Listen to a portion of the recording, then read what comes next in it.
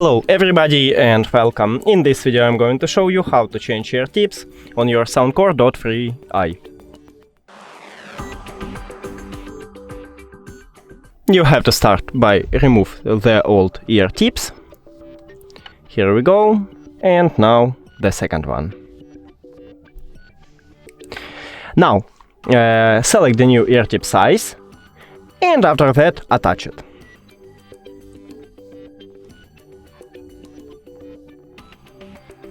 Here we go, and now the second one.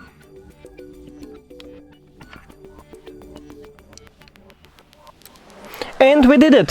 Thank you for watching this video. If you found it helpful, please consider subscribing to the channel and leave the like on the video. It's really important to us. See you later!